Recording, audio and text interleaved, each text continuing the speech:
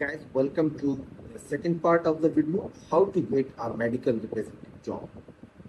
I am sure कि आपको आज के पार्ट के बाद आप इस डिसीजन में कामयाब हो जाएंगे कि आपने अपना करियर किस तरीके से प्लान करना है।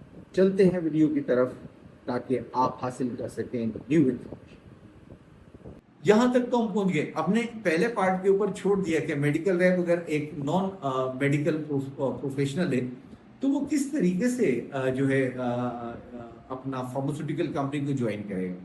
तो उसके लिए दो तीन चीजें बहुत जरूरी है। नंबर एक, अगर आप एक फ्रेश कैंडिडेट हैं और आप ऐसे नॉन मेडिकल बैकग्राउंड से, तो यकीनन आपको पहले ही अपना ये इंटरेस्ट शो करना होगा कि आप फार्मास्यूटिकल में आने के लिए विलिंग हैं। तो इस विलिंगनेस को शो करने के लिए आपको क्या करना होगा कि मिनिमम प्रिपरेशन जरूर करनी होगी इंटरव्यू। और वो मिनिमम प्रिपरेशन क्या है कि आप बेसिक जो ह्यूमन सिस्टम्स हैं उसके बारे में स्टडी करें और उसको अंडरस्टैंड करें। मिसाल के तौर के ऊपर डाइजेस्टिव सिस्टम, जिसके ऊपर बहुत सारी प्रोडक्ट जो है बैंक करती हैं, तो ये एक कॉमन क्वेश्चन होता है जो डाइजेस्टिव सिस्टम के बारे में पूछा जाता है। Number second, respiratory system. दूसरा जो प्रोडक्ट होती है वो बहुत ज़्यादा रेस्पिरेटरी सिस्टम के ऊपर जो है काम कर रही होती है, तो उसके बारे में पूछा। तीसरा, यूरिनरी सिस्टम। यहाँ पर भी बहुत ज़्यादा इन्फेक्शन कॉज होते हैं और इसके बारे में भी जो है अमूमन पूछा जाता है। इसके अलावा अगर आप समझते हैं तो आप नर्वस सिस्टम को पढ़ें। ये थोड़ा सा कॉम्प्लेक्स होता है अंडरस्टैंड करने के लिए, लेकिन आप डिटेल में न जाएं और इसकी आउटलाइन को समझ लें ताकि आप इंटरव्यू जिसको दे रहे हैं उसको ये एक आइडिया दे सकें कि आपका इंटरेस्ट है और आपने इसका स्टडी किया है। यकीनन क्योंकि आपका बैकग्राउंड नहीं है, तो जब आपको कोई टेक्निकल जो है इन टेक्निकलिटीज के बारे में आपको बताएगा तो आपका शो कितना है कि आप उसको सीख लेंगे। तो आपने ये उसको एक इंप्रेशन देना होता है। तो आपने नर्वस सिस्टम को जरूर पढ़ें, ये भी बहुत अच्छा है, इसमें बहुत सारी प्रोडक्ट आती हैं। प्लस कार्डियोवैस्कुलर सिस्टम, ये कार्डियोवैस्कुलर सिस्टम जो है ये भी बहुत इंपॉर्टेंट सिस्टम होता है। थोड़ा सा कॉम्प्लेक्स होता है, हल्का सा कॉम्प्लेक्स है, बहुत ज़्यादा नहीं। अगर आप डीप में जाएं तो आप इसका सुपरफिशियल इसकी तैयारी जरूर करें ताकि आप ये बता सकें कि कार्डियोवैस्कुलर सिस्टम क्या होता है, इसका काम क्या होता है, कार्डिक चैम्बर्स क्या होते हैं, कितने टाइप के होते हैं। इस तरह जो बेसिक इन्फॉर्मेशन है उसकी तैयारी करें ताकि इंटरव्यू लेने वाला आपके इंटरेस्ट को समझ सके कि आपका इस फील्ड में आने के बारे में इंटरेस्ट है और वो आपको पॉजिटिव रैंकिंग के अंदर रखें। इसके अलावा एक बहुत बड़ा जो सेगमेंट है वो हमारा समझने के हमारा बॉडी डिफेंस सिस्टम है, जिसके अंदर हम एंटीबायोटिक्स को लाकर प्लेस करते हैं। ये एक थोड़ा सा कॉम्प्लिकेटेड सिस्टम है, इसके बारे में अमूमन एक्सपीरियंस लड़के से जरूर पूछा जाता है, लेकिन फ्रेश लड़के से ज़्यादा नहीं पूछते क्योंकि ये एक थोड़ा सा टेक्निकल है। लेकिन इतना मुश्किल नहीं है, जब आप फार्मा में आएंगे तो आपको ये बहुत इंटरेस्टिंग भी लगेगा। अगर आपको अच्छा टीचर मिला पढ़ाने वाला तो आपको बहुत मजा आएगा इसको पढ़ने में, राइट। सो ये आपकी इंटरव्यू की प्रिपरेशन है, नंबर एक। नंबर सेकंड, जब आप जिस कंपनी में इंटरव्यू के लिए जा रहे हैं, जब आप जिस कंपनी में भी इंटरव्यू के लिए जा रहे हैं तो आपको कुछ चीजें जानना बहुत जरूरी है। नंबर एक, उस कंपनी की कौन कौन सी प्रोडक्ट है जिस ग्रुप के अंदर आप इंटरव्यू देने के लिए आ रहे हैं, क्योंकि एक फार्मास्यूटिकल कंपनीज के बहुत सारे ग्रुप होते हैं। एक ही कंपनी के अंदर कार्डियोवैस्कुलर ग्रुप भी आपको मिलेगा जो कार्डिक की प्रोडक्ट बेच रहा होगा। एक ही कंपनी के अंदर आपको नर्वस सिस्टम से रिलेटेड मतलब साइकेट्री की प्रोडक्ट भी बेच रहा होगा। एक ही कंपनी के अंदर एक ग्रुप एंटीबायोटिक बेच रहा होगा। एक ही कंपनी के अंदर कोई जो है वो डाइजेस्टिव सिस्टम से रिलेटेड प्रोडक्ट बेच रहा होगा। तो इतनी ज़्यादा ब्रांड्स हैं कि एक ही कंपनी में रहते हुए आप ये नहीं कह सकते कि आप जा रहे हैं तो आपने किसकी तैयारी करनी है। तो स्पेसिफिक होने के लिए आप जरूर मालूमात हासिल करें कि आपने जिस पोस्ट के लिए अप्लाई किया है और जिस टेरिटरी और जिस ग्रुप के लिए अप्लाई किया है उस ग्रुप के अंदर कौन सी वैकेंसी, कौन सी प्रोडक्ट। अब ये इंफॉर्मेशन आपको उस कंपनी का डिस्ट्रीब्यूटर भी दे सकता है, उस कंपनी का कोई मेडिकल रिप्रेजेंटेटिव भी दे सकता है। अब मसला ये है कि आप मेडिकल रेप से कैसे कांटेक्ट करें, आप तो जानते नहीं है, क्योंकि आप तो फार्मा में भी नए आ रहे हैं। तो आप परेशान ना हो। आप सबसे पहले किसी भी जो है अपना जहां आपने जब अप्लाई किया है तो उस कंपनी के नाम के हिसाब से आप किसी भी अपने रिटेलर केमिस्ट से पूछें कि इस कंपनी का डिस्ट्रीब्यूटर कौन है, उसका एड्रेस क्या है। आप वहां से डिस्ट्रीब्यूटर के पास पहुंच सकते हैं। डिस्ट्रीब्यूटर के पास पहुंचने के बाद आप उसको बताएं कि आपका नाम क्या है और आप इस कंपनी में इंटरेस्टेड हैं और आपने इस कंपनी में अप्लाई किया है। आप ये जानना चाहते हैं कि क्या वो जानता है कि किस ग्रुप के अंदर वैकेंसी है। अगर वो आपको बता देता है तो बहुत अच्छी बात है, लेकिन अगर वो नहीं बताता तो उस सूरत में आप किसी भी मैनेजर या लड़के का नंबर उससे ले सकते हैं, और फिर आप उस मैनेजर से कांटेक्ट करके ये पूछ सकते हैं कि सर मैंने अप्लाई किया था मेडिकल रिप्रेजेंटेटिव के लिए, काइंडली मुझे बताइए सर किस ग्रुप के अंदर ये वैकेंसी है। जब वो आपको ग्रुप बताता है तो उससे आप पूछ सकते हैं कि सर मुझे गाइड करेंगे कि इस ग्रुप में कौन कौन सी प्रोडक्ट है। इस तरीके से आप प्रोडक्ट जो है पूछते हैं।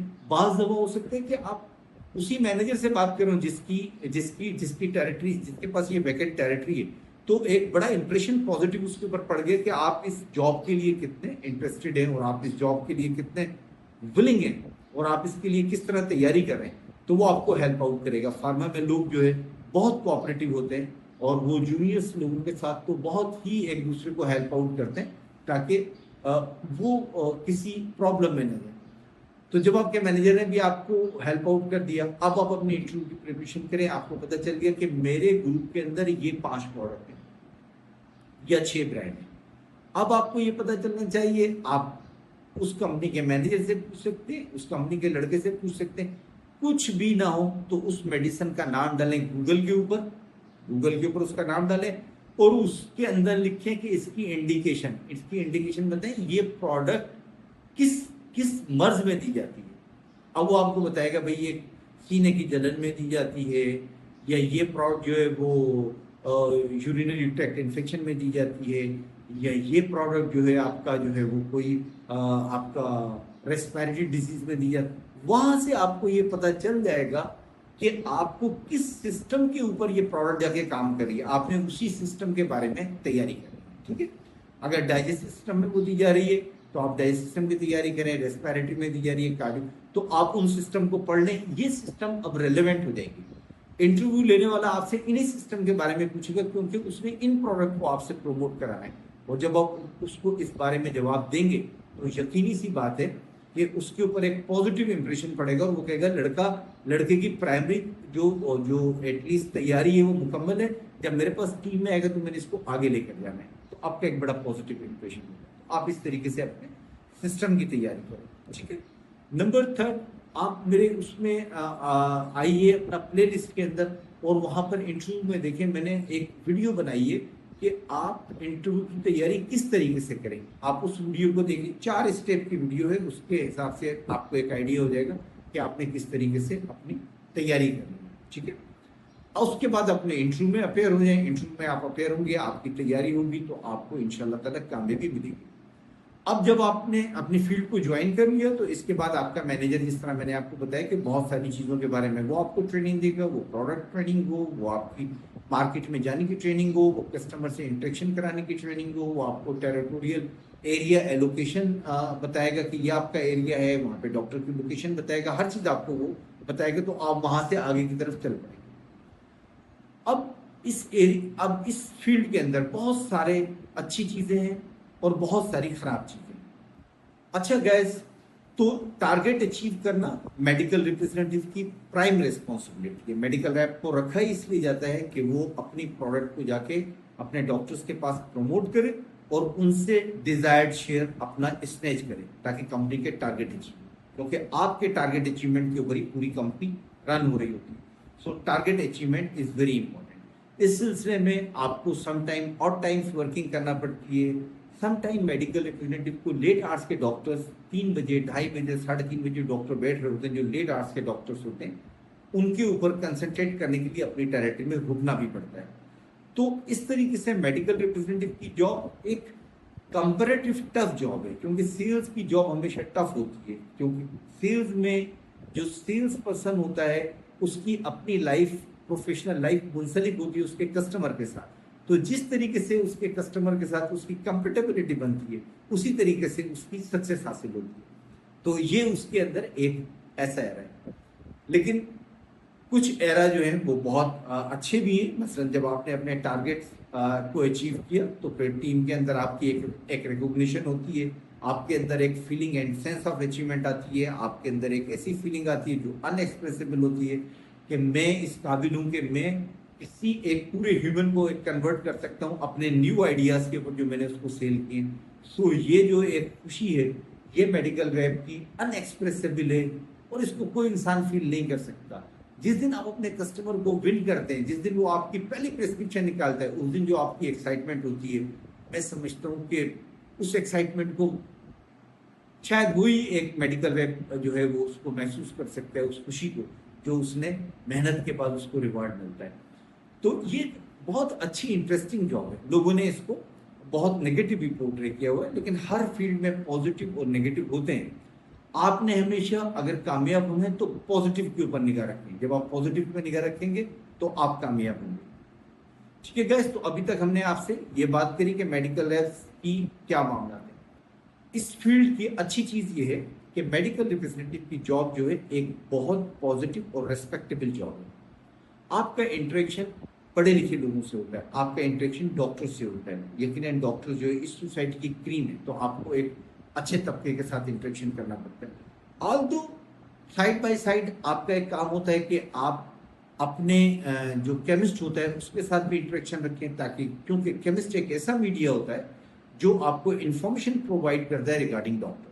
जब आप केमिस्ट से मिलते हैं तो वो आपको बताते हैं कि डॉक्टर आपके कॉम्पिटिटर के कौन से ब्रांड लिख रहा है और आपके कौन से ब्रांड लिख रहा है, जिससे आप अपनी कॉल को प्लान करते हैं कि मैंने इसको किस ब्रांड के ऊपर बात करनी है, किस ब्रांड के ऊपर मैंने इसकी एक्नॉलेजमेंट करके इसका थैंक यू करना है, और किस ब्रांड के ऊपर मैंने इसके साथ डिस्कशन करना है ताकि मैं इसमें अपने शेयर को इंक्रीज कर सकूं। सो केमिस्ट भी एक इंपॉर्टेंट पार्ट है आपका। ठीक है, तो केमिस्ट और डॉक्टर ये आपका रिलेशनशिप जो इस फील्ड में चलेगा। आप सक्सेसफुली अपने टारगेट को अचीव करते हैं तो मोस्ट ऑफ द कंपनीज के अंदर जो है वो आपके लिए जो है इंसेंटिव दिए जाते हैं आपको। वो आपका परफेक्ट इंसेंटिव भी होता है और वो आपका क्यूमुलेटिव अचीवमेंट के ऊपर भी इंसेंटिव होता है। मेडिकल रैप का सबसे बड़ा एसेट जो है वो उसका इंसेंटिव होता है, जिससे वो अपने आगे के फ्यूचर फाइनेंशियल प्लान्स जो है वो उससे कंप्लीट करता है उस पैसे के साथ। सो आपकी सैलरी के साथ आपका जो है एक इंसेंटिव आपको क्वार्टरली जो है आपकी टीम यकीनन देगी। इसके अलावा आप मेडिकल कंपनी में होंगे तो आपको बोनस भी मिलेगा। अच्छी कंपनी है, आपको मेडिकल की फैसिलिटीज भी मिलेगी, आपकी और आपकी इमीडिएट फैमिली की मेडिकल फैसिलिटीज भी आपको मिलेंगी वहां पर। कंपनीज के अंदर मोटरसाइकिल की पॉलिसीज भी होती है। कई कंपनीज आपको अचीवमेंट के ऊपर मोटरसाइकिल लोन देके आपको मोटरसाइकिल दे देते हैं, ताकि आप उसका फिर आहिस्ता आहिस्ता 60-40 का रेशियो से कट जाता है कि 60% कंपनी बियर कर लेती है, 40% मेडिकल रैप कर लेता है। इस तरीके से ये आपका एक एडिशनल एसेट भी बन जाता है। फार्मास्यूटिकल कंपनीज में आपका मोरल और आपकी जो कैरेक्टर और आपकी जो टोटल डेवलपमेंट है ये बहुत पॉजिटिव होती है, क्योंकि फार्मास्यूटिकल कंपनीज के अंदर ट्रेनिंग का एक सिलसिला होता है। अच्छी कंपनीज के अंदर वो जो ट्रेनिंग्स होती है वो आपके बड़े होटल्स के अंदर होती है, जहाँ पे आपका एक्सपोजर होता है एक नई दुनिया की तरफ, एक नए एरा की तरफ के। उन होटल्स में आपको किस तरीके से आप उस माहौल के अंदर अपने आप को एडजस्ट करते हैं, आप वहाँ से बहुत सारी चीज़ें सीखते हैं। आपकी मेंटल ग्रूमिंग होती है और आपकी वहाँ पर ट्रेनिंग्स होती है। इन ट्रेनिंग्स के अंदर आप बहुत कुछ सीखते हैं। माँ सिवाय इसके कि आप वहाँ से प्राउड नॉलेज लें, आप बहुत सारी और चीज़ें भी जो है वो अडॉप्ट करते हैं उस माहौल से, और वो सीखते हैं जो कि आपके करेक्टर को बिल्ड करने के काम आती है और आपकी पर्सनैलिटी को बिल्ड करने के काम में है।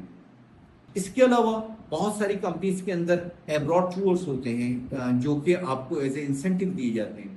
बहुत सारी कंपनीज के अंदर जो है ऐसा होता है कि जो आपकी एनुअल मीटिंग्स होती हैं वो एब्रॉड होती हैं, ताकि आपको मोटिवेशन मिले। इस तरीके से आपका एक इंटरनेशनल एक्सपोजर होता है, जिससे आपकी पर्सनैलिटी के अंदर बहुत सारी पॉजिटिव चेंजेस आती हैं। इस प्रोफेशन के अगर मैं आऊँ आपसे ये बात करूं कि इसमें क्या ऐसी चीज़ें हैं जो कि स्ट्रेसेबल हैं, तो यकीनन ये सेल्स की जॉब है। इसमें एक नेचुरल स्ट्रेस होता है, इसमें सेल्स का स्ट्रेस होता है। इस स्ट्रेस को बियर करना ही आपका कमाल है, और ये कोई ऐसा स्ट्रेस नहीं होता। काम का स्ट्रेस हर जगह होता है, एक नॉर्मल होता है, एक वक्त आपको नॉर्मल लगता है। अब आपको इस फील्ड में भी दो किस्म के लोग मिलेंगे। एक वो मिलेंगे जो आपको अपनी कंपनीज के बारे में अमूमन या इस फील्ड के बारे में कोई अच्छा फीडबैक नहीं देंगे। वो लोग होंगे जो अपने इस प्रोफेशन से मुतमईन नहीं। लेकिन आपने उन लोगों की तरफ देखना है जो इस प्रोफेशन में बहुत आगे तक गए और उनकी की पूरी फैमिली लाइफ, उनकी फैमिली की जो स्टेटस है सोशल, वो सबके सब तब्दील हो गए। तो आपने पॉजिटिव रहना है, अपनी एफर्ट्स को फोकस रखना है, अपने काम को फोकस रखना है और अपनी अचीवमेंट को फोकस रखना है ताकि आप अपने करियर में आगे की तरफ बढ़ सकें। मेडिकल रैप का अगला स्टेप है एरिया सेल्स मैनेजर। कुछ लोग उसको रीजनल सेल्स मैनेजर कहते हैं, कुछ लोग उसको फील्ड मैनेजर कहते हैं, what ever is, but the next step is a managerial step. आपने उसके लिए कोशिश करना है, क्लिनिकल स्किल एंड मैनेजमेंट के साथ जुड़े रहना है, क्योंकि यहाँ से आपको मुस्तकिल गाइडलाइन मिलेगी, वो गाइडलाइन जो इंशाल्लाह आपको फार्मास्यूटिकल के अंदर बहुत आगे की तरफ लेके जाएगी। सो गाइस, कुछ इन्फॉर्मेशन हमने आपको दे दी। अगर आपको कुछ और इन्फॉर्मेशन चाहिए, कमेंट्स बॉक्स में आए और हमें बताएं कि आप किस इन्फॉर्मेशन चाहते हैं, हम आपको इन्फॉर्मेशन देंगे। और अगर आपको कोई हेल्प चाहिए कि हम आपकी किसी तरीके से आपके इंटरव्यू की तैयारी करें, तो यकीनन हम उसके लिए तैयार हैं। हम आपके साथ मिलकर आपकी तैयारी जरूर करवाएंगे। So wish you all the best, join pharma. Pharma is one of the growing industry in Pakistan. So guys, good luck for your future Endeavour. अगर गाइस आपको आज की हमारी ये वीडियो पसंद आई है तो हमारे चैनल को सब्सक्राइब करें, हमारी वीडियो को लाइक करें और बेल आइकन के बटन को जरूर प्रेस करें ताकि तमाम आने वाली वीडियोस आपको वक्त पर मिल सकें। सो मिलते हैं अगली वीडियो में एक नए टॉपिक के साथ। Till that time, Allah Hafiz.